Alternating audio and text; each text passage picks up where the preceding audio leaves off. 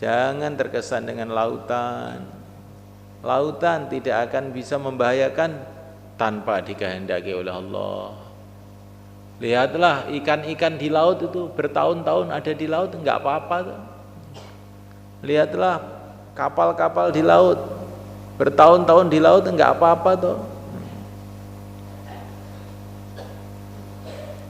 Maka jangan terkesan dengan lautan, jangan terkesan dengan Fir'aun, jangan terkesan dengan keadaan. Inna ma'iya Rabbi, Tuhanku bersama aku. Sayahdin, Dia akan memberikan petunjuk kepada aku. Ini iman yang dicontohkan oleh Nabiullah Musa alaihissalam. Kita mau belajar begitu kalau menghadapi masalah itu. Masalah ini semua yang menciptakan Allah, yang mendatangkan Allah. Maka jangan terkesan dengan masalah-masalah. Hadapkan hati kepada Allah. Iman yang dicontohkan oleh yang mulia Nabi Agung Muhammad SAW ketika beliau dikepung oleh tentara-tentara Quraisy di Gua Thaur. La tahzan innallaha ma'ana. Beliau mengatakan kepada Sayyidina Abu Bakar, jangan kamu sedih, Allah bersama kita.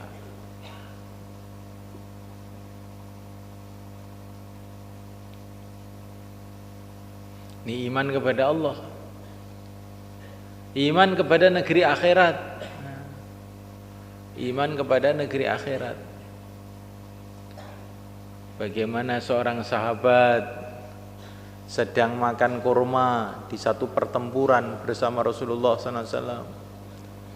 Rasulullah mengatakan, siapa yang mati syahid dalam pertempuran ini masuk surga. Maka sahabat tadi berhenti makan.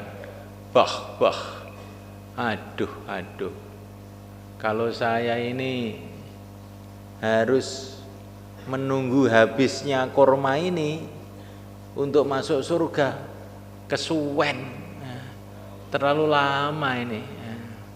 Langsung kurmanya dibuang, melaju ke depan, bertempur sampai mati. Ini imannya sahabat kepada akhirat itu begitu. Terlalu lama kalau saya harus makan kurma ini sampai habis. Sekarang saja cepat syahid ke surga. Untuk apa nunggu lama-lama? Ini imannya para sahabat kepada negeri akhirat. Namuliakan Allah Subhanahu wa taala. Iman kepada Rasulullah SAW. Seorang sahabat ini punya perdagangan, punya bisnis. Setelah beliau ke masjid, tiba-tiba ada pengumuman dari Rasulullah SAW bahwa bisnis semacam ini, perdagangan semacam ini haram. Langsung dia pulang kepada rumahnya, bilang sama istrinya, sebetulnya perdagangan kita ini telah mendatangkan banyak laba, mendatangkan banyak keuntungan, tetapi taat kepada Rasulullah lebih menguntungkan. Tinggalkan perdagangan kita ini demi untuk ikut tertibnya Rasulullah SAW. Nah, ini imannya para sahabat kepada Nabi itu kayak begitu.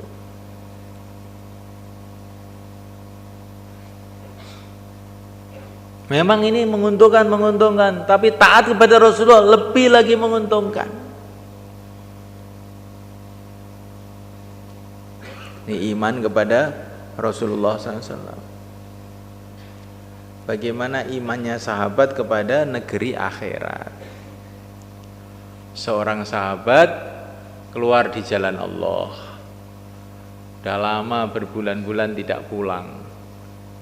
Akhirnya pulang, sampai ke rumah wudu, Setelah wudhu mulai sholat tahajud, baca Quran begitu nikmatnya sampai subuh. Istrinya marah-marah, kamu keluar lama-lama, pulang, sholat semalam suntuk, apakah saya ini tidak punya hak? Maka sahabat tadi mengatakan, iya kamu punya hak, seumpama saya ingat. Lah saya ini nggak ingat, masa salah saya? Kenapa nggak ingat? Saya tadi malam itu baca Quran, cerita mengenai keadaan surga, cerita mengenai keadaan akhirat. Saya terkesan sampai nggak ingat sampai subuh. Sekarang ngaku iman kita kuat itu sudah pernah belum sholat sampai subuh? Sholat sampai subuh karena merenungi akhirat, taraweh sampai subuh nggak terasa. Pernah begitu? Sudah pernah? Ada di sini taraweh 30 juz tapi dengan memaksa. Kesel. Kalau sahabat itu tidak memaksa, memang lupa. Sholat tuh sampai pagi lupa. Bahkan ada sebagian sahabat tuh sholat berdiri baca Quran sampai lupa adzan subuh belum rukuk, berdiri aja. Apa enggak kemeng itu kakinya? Ini bukan karena minum pil kita, bukan. Karena imannya ini memang telah merubah perasaannya. Bagaimana imannya Anas bin Malik radhiyallahu taala anhu. Anas bin Malik itu asalnya nggak suka labu. Labu itu loh, labu tahu? Waluh. Tetapi ketika beliau melihat Rasulullah kok makan labu, langsung makanan yang paling disukai labu. Iman itu telah merubah lidahnya Anas bin Malik itu. Lidahnya itu berubah. Yang tadinya nggak senang jadi senang. Karena apa? Saking cintanya kepada Rasulullah SAW. Nah kita ini mau belajar iman tuh sampai begitu loh. Iman tuh merubah lidah, iman merubah hati, iman merubah mata. Para sahabat itu duduk zikrullah semalam-malam suntuk. Kok nggak ngantuk ya? Iman telah merubah mata. Imannya telah merubah mata. Lah begitu habis subuh tidak bangkong. Habis subuh itu doa menangis-nangis sampai basah kuyup bajunya. Itulah para sahabat radhiyallahu ta'ala majma'in. Dan masih ada tingkatan yang lebih tinggi lagi kita tidak tahu sama mereka. Dalam urusan iman ini ibaratnya kita ini orang kampung buta huruf, dikasih cerita mengenai tingkatan-tingkatan universitas, kita ini nggak ngerti. Dikasih cerita tingkatan-tingkatan tentara, ini kopral, ini mayor, ini nggak ngerti ku opo, bung sopo kowe. Karena kita ini orang petani, desa, kampungan, buta huruf. Lah begitu juga sama kan, urusan iman kita ini kampungan buta huruf itu, nggak ngerti kita ini, perasaannya wis intelijen. Karupan 4 bulan, iman saya ini sudah tinggi. Tandanya tinggi, bayan langsung tidur. Berarti sudah tinggi betul. Ngantuknya, bukan imannya yang tinggi, ngantuknya yang tinggi. Jadi semulaikan Allah Ta'ala kita renungi. Nah untuk meningkatkan iman ini apa yang harus kita buat? Ini Ramadan semulaikan. Yang kita buat pertama kali doa sebanyak-banyaknya. Allahumma inni as'aluka imanan kamila. Ya. Ya Allah, aku minta kepada Engkau iman yang sempurna, imanan la yartad, iman yang tidak ada murtad, mantep mancep sampai mati,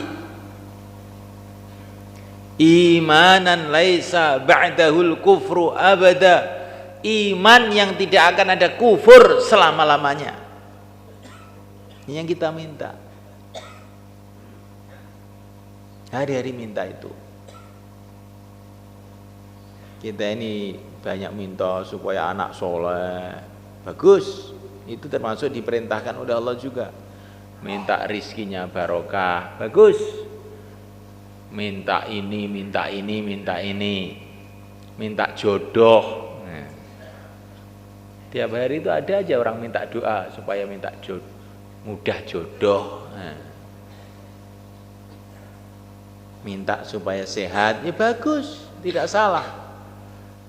Kita ini minta kepada Allah sampai perkara-perkara yang kecil pun tidak salah, karena perkara yang kecil itu pun kalau Allah tidak berikan juga nggak akan bisa kita ini.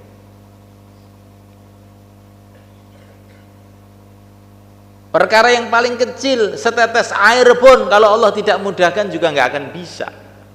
Maka doa minta air, doa minta makan, doa minta minum, bagus, boleh aja. Tetapi doa yang terpenting, doa minta iman yang sempurna. Insyaallah malaikat. Karena kalau orang itu imannya meningkat, amalannya itu nilainya jadi meningkat. 2 rakaat dari orang ahlul yakin lebih baik daripada sholatnya orang seluruh dunia sampai kiamat yang tidak punya yakin seperti itu. Ya, orang itu nilainya amalannya itu yakinnya itu. Kalau orang itu yakinnya kuat, amalnya dikit gitu aja nilainya sudah sangat tinggi. Tapi kalau imannya lemah, nilainya amalan jadi berkurang.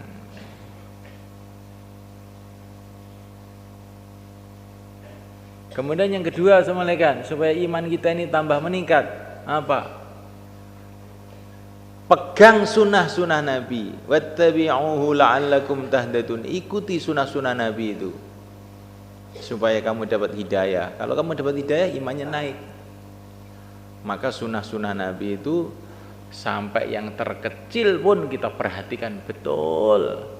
Makan cara sunnah, minum cara sunnah, tidur cara sunnah, duduk cara sunnah. Kita ini duduk begini sudah cara sunnah belum? Nah, kita pikirkan. Kalau duduk bersandar deglek begitu itu di masjid, sunnah apa tidak? Nah,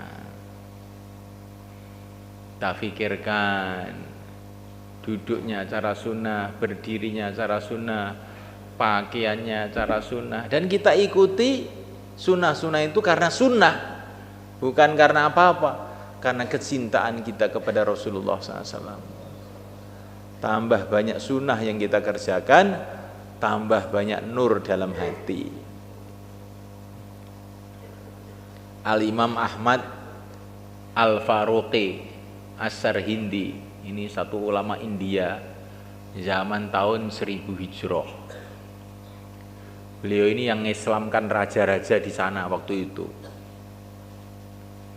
Beliau ini Masya Allah, dengan sunnah Nabi ini beliau pegang luar biasa.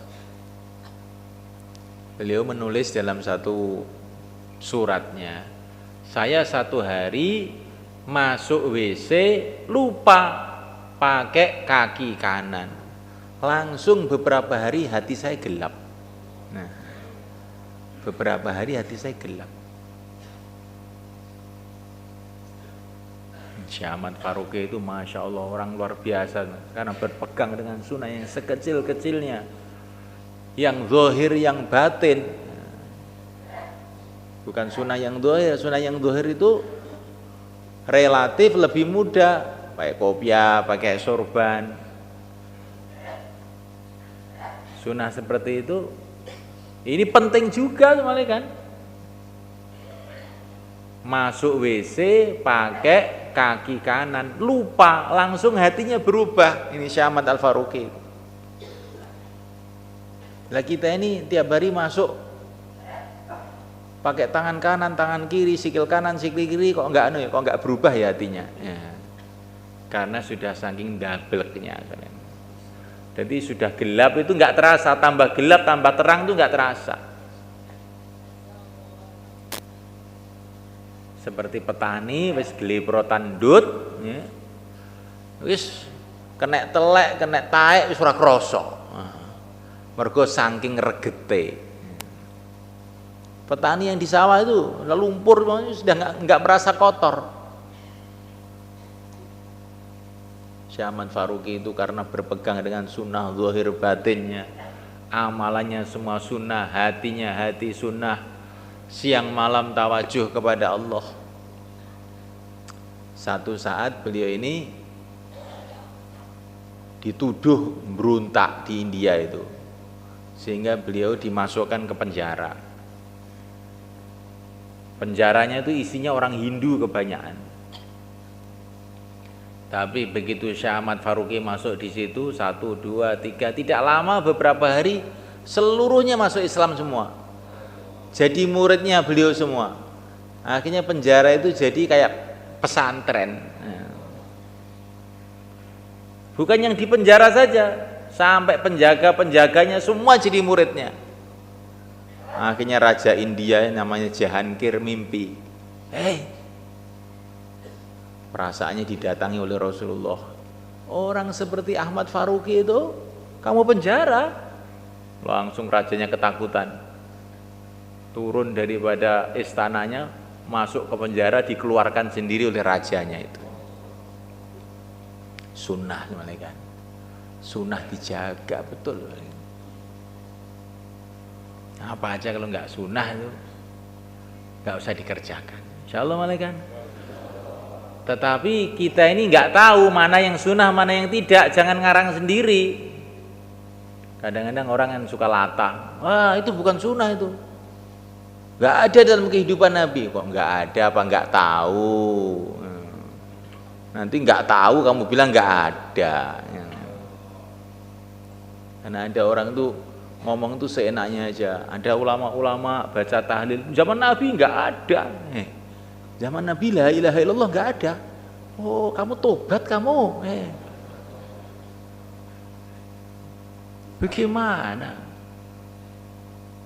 Apa yang sudah diamalkan oleh para ulama-ulama sudah turun temurun itu jangan kamu utek-utek, itu mesti sudah ada dalilnya itu.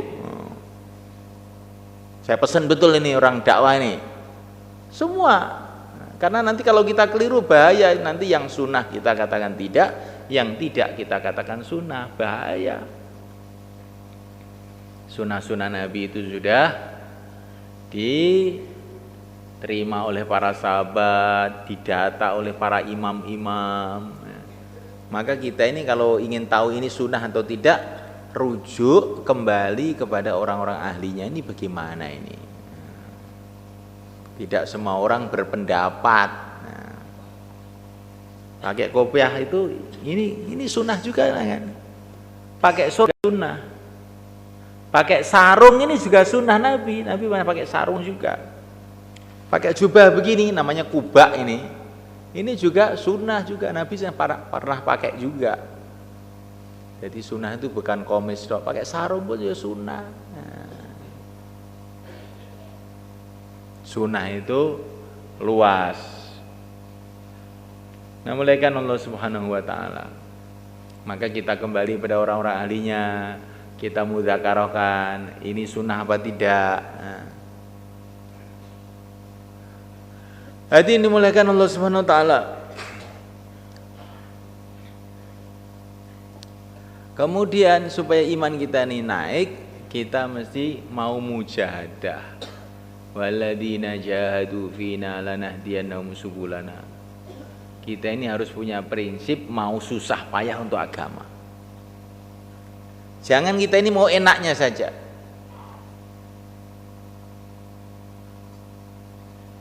Taraweh, pendek-pendekan, cepet-cepetan, itu nanti imannya merosot mereka.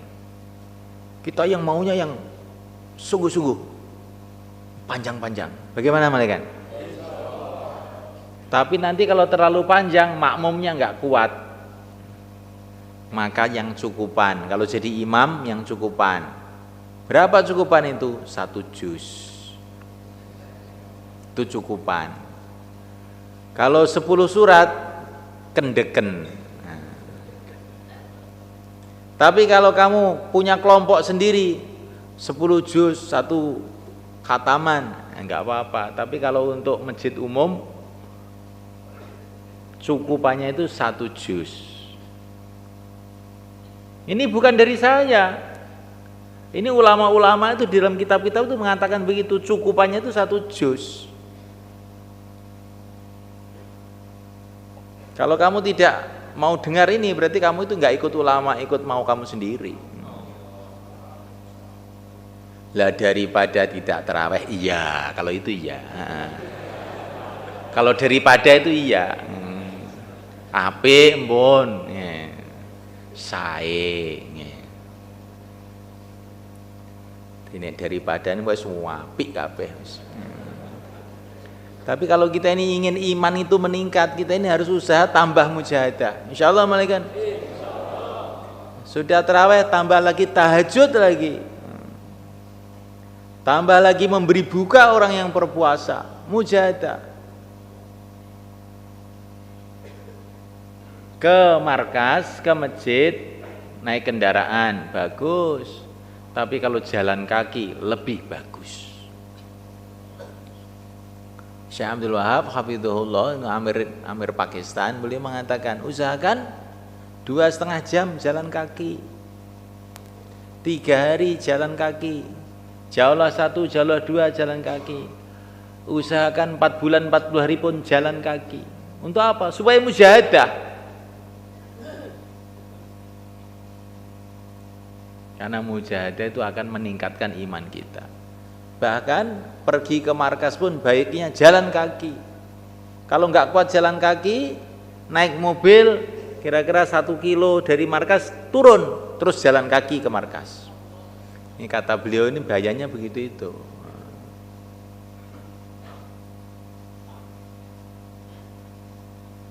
Beliau ini 1 hari keluar bersama Mufti Zainal Abidin. Mufti Zainal Abidin itu ulama besar di Pakistan, keluar 40 hari. Maka Mufti Zainal Abidin itu bilang sama Syekh Abdul Wahab itu, karena ini Mufti ini orang sepuh nih, ulama besar. Saya kok heran dengan kamu itu, di mana-mana mesti dapat taskilan kamu ini. Kalau saya ini kok taskilan sedikit ya. Sebabnya apa? Padahal kan keluar sama-sama kita. Mujahadah sama-sama. Kalau bayan pinteran saya dengan kamu. Tapi kamu tuh di mana aja dapat taskilan. Saya ini kok enggak, kenapa? Maka Syekh Abdul Wahab itu bilang, jawabannya nanti Syekh, bukan sekarang. Maulana, jawabannya nanti. Nanti kapan? Pokoknya nanti akan saya kasih tahu jawabannya. Sampai ke markas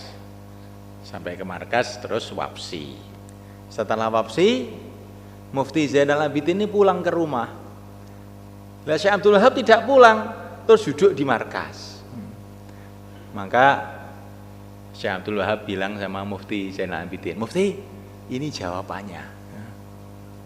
Apa jawabannya? Ini saya dengan Maulana ini bedanya ini. Setelah wapsi saya duduk di markas, kalau Maulana habis wapsi pulang, ini bedanya. Bedanya ini. Kalau yang lain-lain tuh saya sebetulnya kalah sebetulnya. Di mujahadah maksudnya begitu. Tapi nanti kalau sudah dimusyawarahkan suruh pulang ya pulang. Jangan wapsi mau cepat-cepat saja. Sudah pesen sama Amir Musyawarah. Pagi ini Karguzari langsung wapsi. Ini namanya tidak mujahadah. Itu nanti membuat iman kita ini merosot. Pokoknya wani kangelan imane munggah. Tapi nek senengane enak-enakan minggu imane medun. Yes kuwi. Insyaallah malaikat. Kalau kita ini ingin susah payah untuk agama, demi ridho Allah, maka kita ini semulaikan Allah Ta'ala imannya akan naik. Tapi kalau kita suka yang enak-enak, apa-apa suka yang enak, enggak akan naik. Maka para nabi, para rasul, para sahabat awal-awalnya oleh Allah dikasih suasana yang berat di Makkah Al-Mukarramah, suasana berat dari segala arah. Ekonomi berat, air berat, politik berat, semua berat. Kenapa? Allah itu berkuasa menjadikan para sahabat di tempat yang enak, itu Allah kuasa. Itulah ketentuan Allah untuk peningkatan iman itu perlu suasana berat itu. Suasana berat baru peningkatan iman. Ketika Allah mau meningkatkan, menaikkan derajatnya Siti Sarah, Siti Hajar, ditaruh dulu di tengah padang pasir, nggak ada makanan, nggak ada minuman, maka baru datang macam-macam barokah kepada kehidupan Siti Hajar. Akhirnya dipilih menurunkan Sayyidul Anbiya yang mulia baginda Muhammad sallallahu alaihi wasallam. Doa, amal sunnah, mujahadah, maka iman kita akan naik. Nah, oleh karena Allah Ta'ala, kemudian yang keempat, kita ini memikirkan imannya orang lain, itulah dakwah. Tambah kita ini memikirkan bagaimana imannya umatnya naik, maka iman kita sendiri akan naik. Tambah banyak kita dakwah dengan ikhlas dari syaratnya. Ikhlas semata-mata karena Allah, agar iman umat ini naik, maka iman kita sendiri akan naik. Insyaallah mulai kan? Ini bulan Ramadan, ini bulan dakwah. Orang Madinah masuk Islam berbondong-bondong waktu Ramadan. Orang Mekah berbondong-bondong masuk Islam waktu Ramadan. Quran diturunkan yang merupakan sumber dakwah bulan Ramadan. Maka bulan Ramadan ini sangat sesuai untuk dakwah, sangat sesuai untuk doa, sangat sesuai untuk ibadah, dan sangat sesuai untuk menyatukan umat, akhlak dengan budi pekerti yang baik kepada umat. Syahrul Muasah kata Nabi, Ramadan itu bulan kita harus menampakkan kasih sayang dengan umat, kasih buka, sedekah, memakmurkan masjid, sehingga umat ini satu hati kasih sayang. Kalau umat ini satu hati kasih sayang, pertolongan Allah akan datang kepada umat itu. Kalau pertolongan Allah datang, mudah semua sulitan. Tapi kalau tidak ada ikram satu sama lain, khidmat satu sama lain, hati umat akan berpecah belah. Kemudian pertolongan Allah tidak datang, akhirnya datang sejuta masalah. Maka semulaikan Allah Ta'ala untuk menghidupkan semuanya ini, cara termudah kita keluar di jalan Allah. Insyaallah malaikan. Kalau kita di jalan Allah, doanya meningkat, ibadahnya meningkat, sunnahnya meningkat, dakwahnya meningkat, mujahadahnya meningkat, sehingga iman kita meningkat. Maka yang mau keluar 4 bulan 40 hari dari satu mahalah, silakan berdiri. Satu mahalah.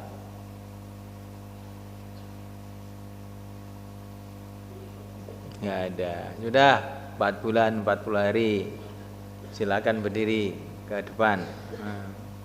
Monggo.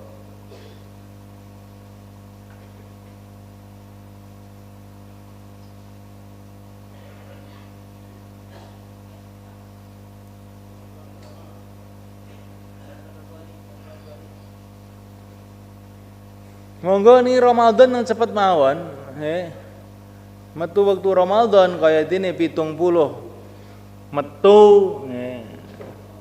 ini metu Ramadan ra metu rugi awake dhewe niki. Tikel ping 70 Ramadan niku metu ganjarane. Monggo.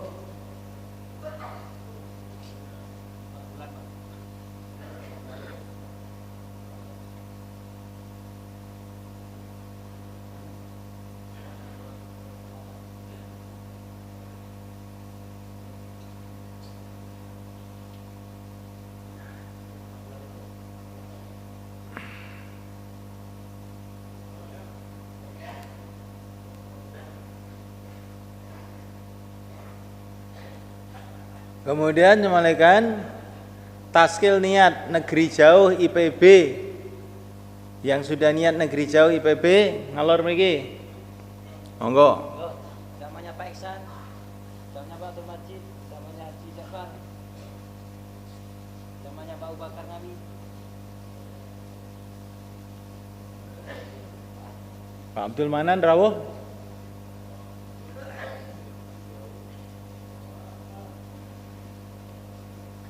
Nggih.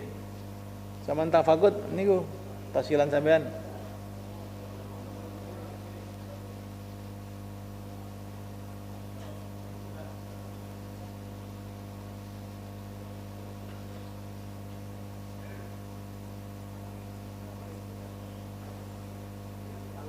Lajeng kaya senten.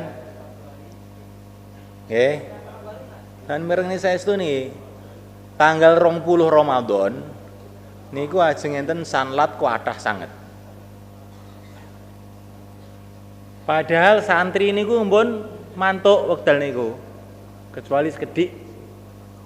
Mula sing kedah ngendel sanlat niki tiang-tiang king mahalah king halakoh. Bocah-bocah SMA niku enten 7.000 kinten enten. 1.500. Lare-lare SMA 1.500 ajeng metu 3 dina tanggal 20 selikur 23. Terus trip nomor kali 24 selawe 26. 23 24 25. Lah niki medale 3 dina niku dipun suwun mengke kangge ngendel niku. Bulan Ramadan niki. Monggo sakniki sing mahalah utawi halakoh sing siap wakile mon. Mahalah utawi halakoh sing siap tanggal 20 niku. Monggo. Enten mung 1.500 niki. Taskilan gratis niki karep nyekel mawon niku. Nggih. Niku ke selatan, datang Pak Abdullah. Monggo kidul kalih teng kalih Pak Abdullah nika, monggo. Mahalah kula, halakoh kula ngoten, monggo.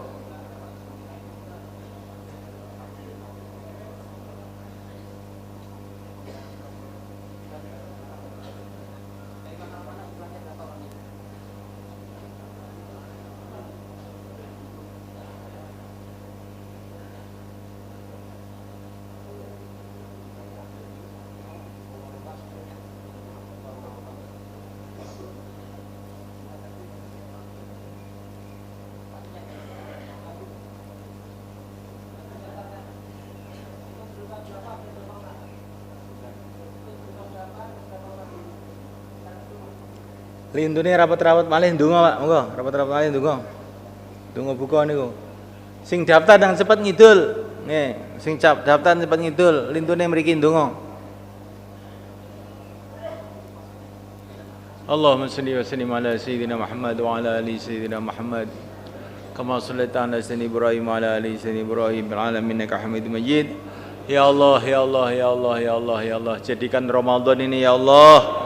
Jadikan Ramadan ini ya Allah barokah buat kita dan seluruh umat Islam, pembuka kebaikan untuk kita, keluarga kita dan seluruh umat Islam, kemenangan untuk kita, kemenangan untuk umat Islam.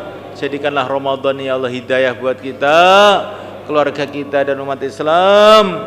Ampuni seluruh dosa-dosa kami ya Allah, zahir batin dalam Ramadan. Satukan hati seluruh umat Islam dalam Ramadan untuk memuliakan agamamu, menyebarkan agamamu di seluruh alam.